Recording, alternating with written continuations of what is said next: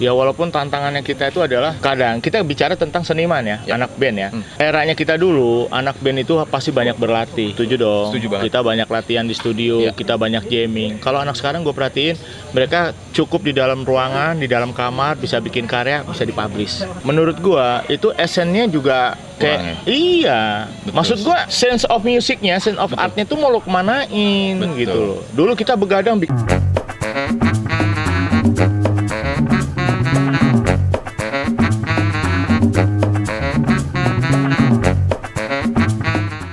Assalamualaikum warahmatullahi wabarakatuh. Selamat malam. Mirip TV Channel, malam hari ini ngopi sini yuk ngomongin musik lagi. Nah, dan malam hari ini spesial banget. Kita kedatangan seorang musisi. Beliau ini dulu idola saya. Waktu saya masih sekolah. Saya roller coaster. Saya roller coaster. Dulu saya gimbal. Ya. Enggak bener, tapi bener bang. Dulu waktu saya masih sekolah, masih zaman SMA. Ya lu sekolah, gue juga sekolah, sama kita. Enggak dong. Enggak ya? Saya jauh di bawah sampean. Serius. Saya masih Kacau, sekolah dulu, saya sering lihat sampean bersama Sub-Zero. Iya. Bareng sama Dipa. Iya. Ya kan kalau di Sub-Zero sampean main gitar, di Dipa sampean main drum. Wih, bener kan? Iya betul. Bener kan? Kapan itu? Udah lama sekali ya.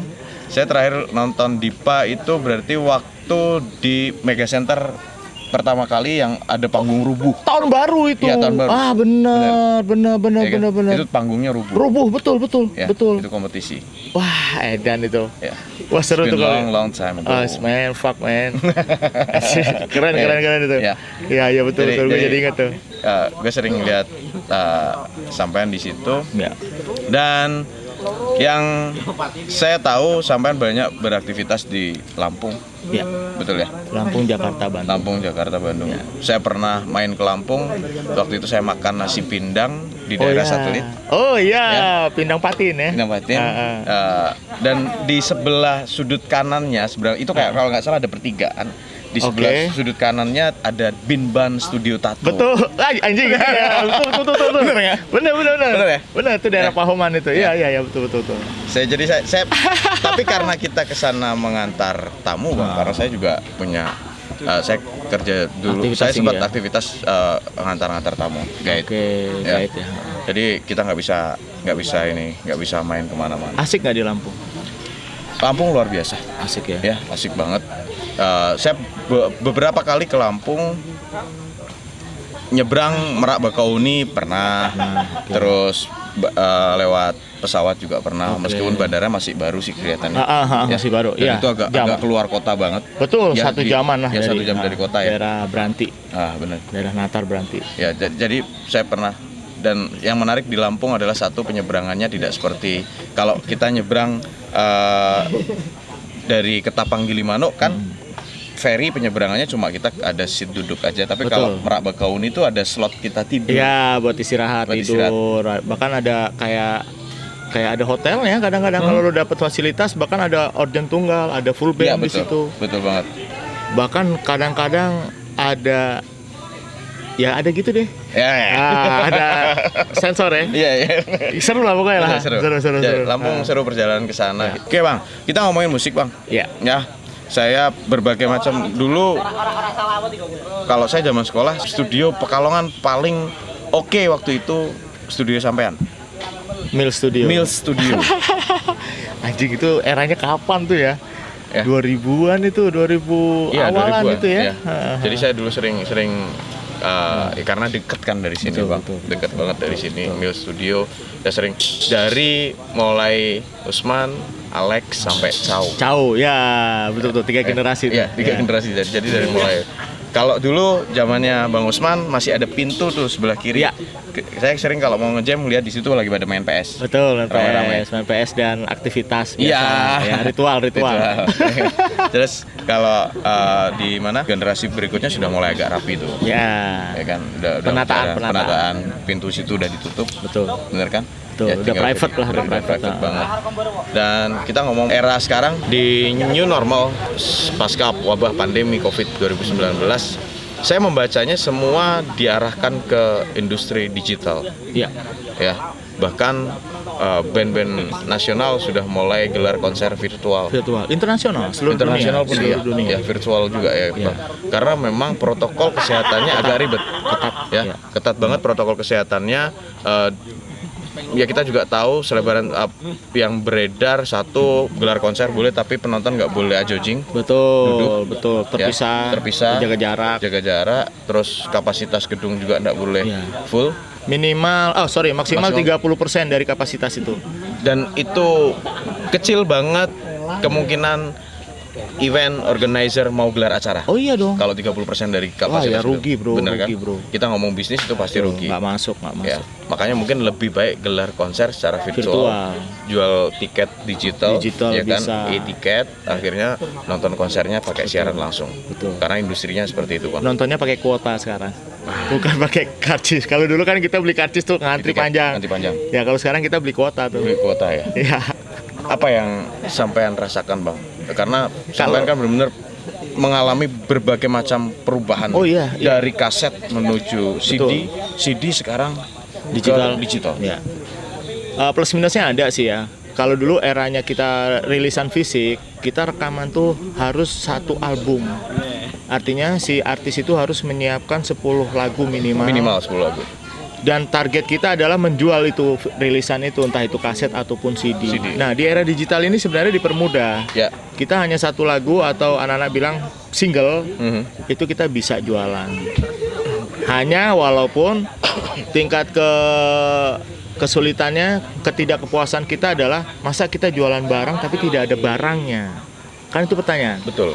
Lu dulu jualan kaset, jualan CD ada CD-nya. Sekarang Ada lu wujudnya. ada wujudnya. Lu sekarang jualan lagu nggak ada wujudnya. Nggak ada.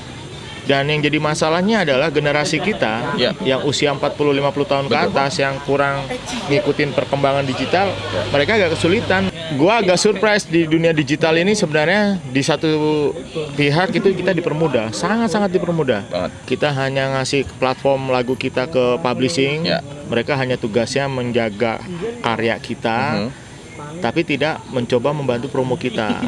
Akhirnya kita sendiri yang harus mengolahnya itu, baik melalui konten, baik itu melalui interaksi live seperti kita ini, live Betul. streaming, live konten segala Bikin macam. konten digital, kolaborasi dengan Audiens orang-orang. ya, Ya. orang lain. Ya cuman ya itulah dilemanya gua ngikutin era dimana kita jualan fisik, tiba-tiba kita nggak jualan apa-apa, hanya jualan suara lagu. Kayaknya gimana gitu ya? Kurang greget kayak. Kurang greget gitu. Tapi ya inilah, Karena- this new normal. Maksudnya Betul. ini udah dunianya udah begini ya. Udah berubah. So must go on, harus Ya, jalan terus. Gitu. Tapi memang kalau kita melihat, Bang, kalau saya agak sedikit mengamati perubahan ke dunia digital. Akhirnya begini, beberapa teman yang rilis dalam bentuk compact disc, ya CD. Bahkan ketika dia bagiin ke teman, ada beberapa yang komentar seperti ini. Terus gue dengerinnya gimana ya? Betul. Masa gue mau appreciate lo, gue harus beli player dulu, betul. Itu kan konyol juga kan. Nah. Makanya karena memang kelihatan banget industri kita ini mau dibawa ke sana. Mau arahnya ke sana. Bener kan? Betul sekali. Karena gini, di dunia pun alat transaksi, alat berkomunikasi yang cepat, tepat, tidak menghabiskan ruang yang banyak ya digital. Digital. Betul.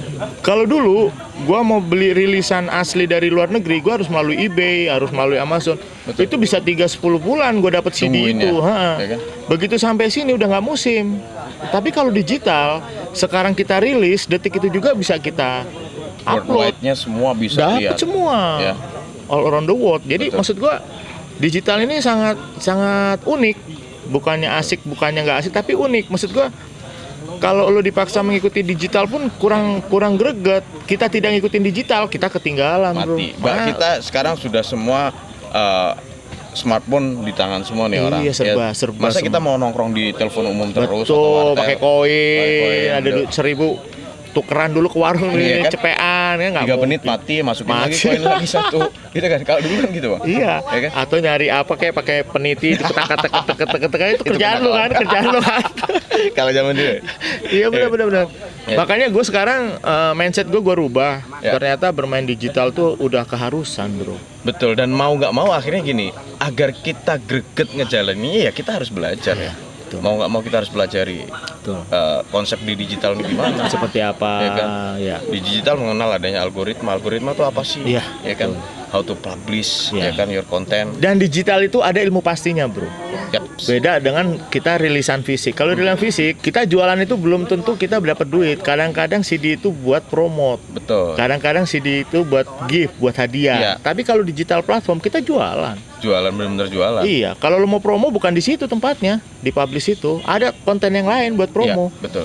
Lo masuk ke medsos atau kemana, tapi melalui digital. Melalui digital semua. Kalau gue sih berpikirannya seperti itu. Dan saya menganggapnya akhirnya apresiasi sekarang ini butuh effort lebih juga. Iya. Karena gini Pak, misalnya rilis lagu kayak sampai lakukan baru-baru ini kan baru rilis beberapa single kan. Iya. Ya. Rilis melalui publisher akhirnya bisa dinikmati di beberapa platform digital. Misalnya iya. kita ngomong Spotify. Iya. Ya, Spotify orang mau dengerin lagu sampean kan harus beli premium nih. Betul, betul. Sebetulnya sih murah untuk belinya 40.000 sampai 50 ribuan lah per bulan. Makanya saya ngomong sebetulnya akhirnya ini juga ada nilai plus buat si konten creator nih. Oh, iya. Ya kan? Iya. Pencipta lagu. Nggak perlu budget gede lah. Nggak perlu budget gede dan terus orang juga mau kalau mereka memang benar-benar senang kita ya mereka pasti akan beli premium kok. Pasti kita di Uber. Ya, kita pasti dicari. Betul kan? Ya. Kita dicari. Nah, cuman masalahnya ada gini. Keresahan kawan-kawan terutama gue bilang kalau usia milenial aman deh. Dengan zaman sekarang usia milenial aman. Mereka bermain digital, mereka hidup digital. Yang jadi masalah usia-usia yang setengah mapan ke atas, usia 40-50 tahun, mereka tidak mengikuti perkembangan zaman. Itu sangat susah untuk nyari data lagu-lagu kita, bro. Betul. Mereka cuma taunya paling YouTube ya. YouTube Facebook paling, gitu ya. Facebook. Kalau kayak Spotify, Deezer segala macam, Amazon Music, iTunes segala, ini apaan lagi? They don't know dong. Iya kan? Udah gitu mereka nggak ngikutin perkembangan smartphone. Beda dengan kita. Betul. Kapasitasnya, terus aplikasinya kan jauh beda. Mereka mau install aplikasi apa Betul. juga bingung kadang. Bahkan ada satu smartphone yang 2 bulan sekali upgrade terus, upgrade terus. Kan gila itu, bro. Itu mempermudah sih. Cuman buat sebagian orang yang gue bilang old school minded agak betul, susah. Old school minded. Ya maksud gue ya gimana caranya kita mengemixnya aja lah. Berarti akhirnya ya mau nggak mau satu berarti gini bang. Selain kita bikin karya, terus kita mempelajari dunia digital untuk kita bisa publish di digital, akhirnya dalam berkarya pun kita harus lihat zaman dong akhirnya. Ya. Betul, betul. Tapi ingat, ada zaman prasejarah, zaman purba. Ya. Artinya, yang namanya video klip tetap dibutuhkan kalau menurut gua. Karena itu buat Setuju. media promo. Betul. Terus yang kedua, konser. Anak band ini ngapain sih kalau bukan konser? Betul. Baik itu banget. virtual, online, ataupun off air ya, di panggung atau di kafe. Ya. Ya, itulah yang kita uber Betul, gitu betul. loh. Itu namanya tetap konser tetap harus Dilakukan. ada, ya kan? Band harus punya gigs. Karena gue lihat ada seberapa kawan-kawan gua, dia berprinsipnya hanya bikin karya dan dipublishing. Udah, that's it. Gue bilang terus lu mau kemana dari situ? hanya ngandelin dari platform. Dari aja. platform aja, dari viewersnya, dari listeningnya. Gue bilang, lu kayak apa ya? Lu seniman, kayak ada sesuatu yang lo lupakan, sesuatu yang lo munafikin gitu. Padahal kita dulu nggak Bisa- dibayar nggak apa-apa. nggak apa-apa. Yang penting kita main di mana Iya. tuh. Kalau perlu. Saya bertahun-tahun bang main Seperti di itu, kafe kan? nggak dibayar. Nah, tapi oke-oke aja kan, nggak ada Betul. masalah gitu. Ya maksudnya ini tergantung si eranya itu sendiri ya. Ya. Gitu. Betul. Ya makanya kita memang harus mempelajari era ini, ya kan? Kita harus benar-benar memberikan edukasi lebih dong. Betul, ya. betul.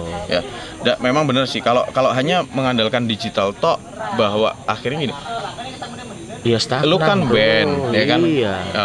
Main band itu yang dikejar ya panggung. Panggung. Interaksi dengan Dengan penonton, dengan audiens kan. iya. Soal salary, soal penghasilan itu kan Nomor bonus. belakang lah. Apa yang kita kejar ya itulah bonusnya Betul. gitu. Karena kalau ketika kita di atas panggung ditonton ratusan orang aja, nggak usah ribuan, ratusan aja orang nonton dan di situ hype ya kan. Iya, dapat chemistry-nya ya. Goyang mereka ikut nyanyi itu gila sih, pulang kayak bawa uang miliaran sih rasanya. Oh, itu sebulan gak hilang-hilang tuh rasanya tuh. Iya kan? Bener. Pasti keinget baik buruknya ya, baik buruknya Betul, ya, betul. itu keinget. Betul. Apalagi kalau itu sempat kerekam ya Ya, kan. ada dokumennya, Ada dokumentasinya, ada kita akhirnya videografinya. Bisa bolak-balik tuh nonton. Betul, dan itu sejarah. Maksud gua, anak gua bisa lihat nih. Iya. Dulu gua ngelakuin gini gitu loh. Makanya gua bilang gini, di era digital ini ada orang yang salah kaprah. Mereka hanya mengubah karyanya untuk dipublishing aja. Tidak menyiapkan aspek-aspek untuk live konsernya itu, bro. Betul. Saya setuju bang. Karena gini bang, sebetulnya di di dunia digital, ketika kita mau create konten, kita mau berkarya di dunia digital, sebetulnya kita nggak bisa serta-merta ngejar profit. Ya. Itu nggak bisa. Ya. Digital konten bisa kita gunakan juga untuk kita ngomong portofolio kali ya. Iya, portofolio. Sebetulnya lebih pada seperti itu. Jadi akhirnya orang Buat tahu. modal ya. Ya, buat bekal, orang tahu, orang bisa ngecek ya kan. Iya. Kita punya konten A, B, C, D, dan orang akhirnya ngerti ketika mereka misalnya nih, sampean gitaris kan bang? Ya. Ya, main gitar. Nggak gitu tapi tangan gua. Gini ya. Gitu tangan gua. Karena left hand ya. Ya kan? Iya, Sampean main gitar nih. Aha. Ketika sampean main gitar, bikin konten ya kan, publish di digital, entah itu Instagram, entah Iya. itu YouTube dan lain sebagainya. Misal di situ AdSense nggak dapet nih, tapi minimal ketika kita create konten di situ, suatu ketika ada orang yang butuh, misalnya dia ada pekerjaan yang berhubungan dengan gitaris, Iya. karena dia sering lihat konten abang, pasti dia akan kontak abang. Ya. Akhirnya kan kayak gitu. Makanya ini butuh juga portofolio. Jadi nggak bisa serta-merta berkarya di dunia digital ini hanya cari profit. Kalau menurut gua nih. Betul, gue sepaham. Gue Ya. sepaham. Jadi Setuju. tetap harus Diakomodir juga. Betul. Ya kan? Ya walaupun tantangannya kita itu adalah kadang kita bicara tentang seniman ya, anak band ya. Eranya kita dulu, anak band itu pasti banyak berlatih. Setuju dong. Setuju banget. Kita banyak latihan di studio, Ya. kita banyak jamming. Kalau anak sekarang gue perhatiin, mereka cukup di dalam ruangan, di dalam kamar, bisa bikin karya, bisa dipublish.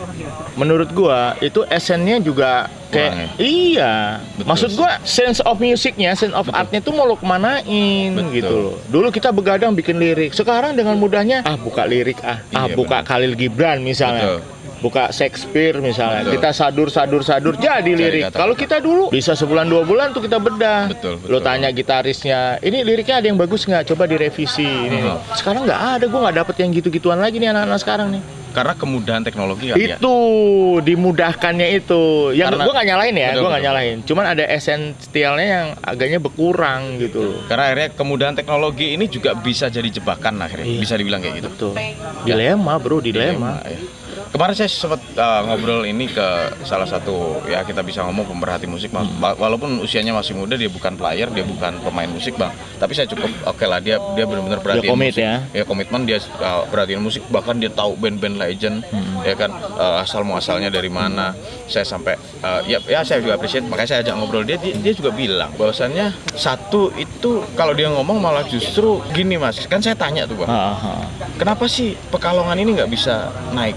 Oke. Susah naiknya bang. Oke, Kita tahu betul, dari betul, zaman betul, dulu. Betul. Terakhir yang saya lihat, terakhir saya benar-benar tahu ada band Pekalongan yang ikut Sony kompilasi waktu itu, Tuan Band. Iya. Ya. Tahun berapa tuh Lama bro? banget, Pak. Lama itu. BSPLC. Iya, betul. Manajemen kalau nggak salah. Betul, dari betul. kan? BSP ya. Tuan Band itu terakhir kali ada band Pekalongan ikut kompilasi nasional. Nasional, ya. Itu kan berarti zaman-zamannya Coklat, Wong. Ya, alternatif lah, alternatif nation. Ya. Oke, 2000 awalan lah. Ya. Dan setelah itu nggak ada lagi loh Nggak ada. sampai sekarang. Bener kan? Di mana-mana tapi. Di mana-mana. Di mana-mana. Di mana-mana. Sekarang lo lihat perkembangan musik Indonesia itu kan waktu digempur dengan Melayu, itu hanya kota-kota tertentu kok yang ngangkat. Ya terlebih memang paling mudah diangkat yang di pusat sih bang ya. Iya, artinya gini, pusat itu juga dia punya regulasi. Segmen lagu ini bagusnya di daerah A. Oke, betul. Sehingga dia meng-create industri itu harus melalui situ. Betul. Kalau pengamatan gua ya. Ya. Jadi kayak misalnya kota yang sudah image-nya bukan industri itu agak susah. Contohnya kayak musik Melayu nggak mungkin dong diterima di Surabaya. Susah dong. Terima di kota-kota besar. Jakarta pun menolak awal-awalnya. Awal-awal. Makanya pendatang yang dari daerah yang menguasai Melayu itu dari daerah semua pendatangnya. Betul.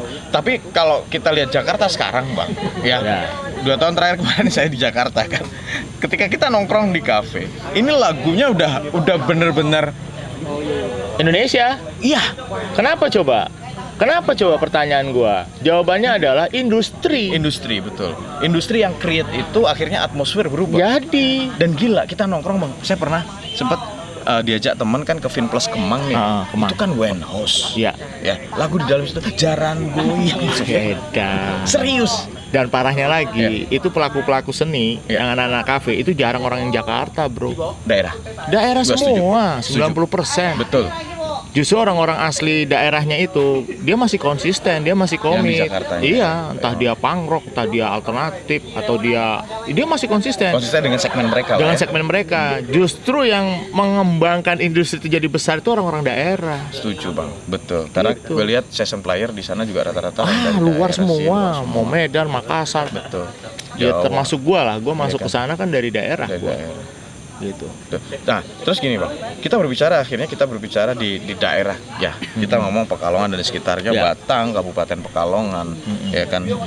Kita ngomong ex Karisidenan Pekalongan Ya, deh. Pemalang sampai Ya, Pemalang sampai Puleri ya, sampai Gringsing. saya Gringsing ya. Memang agak susah mengangkat crowd di sini Ah. dalam dunia karya, ya kan. Ah. Terus yang terjadi sekarang ini gini bang,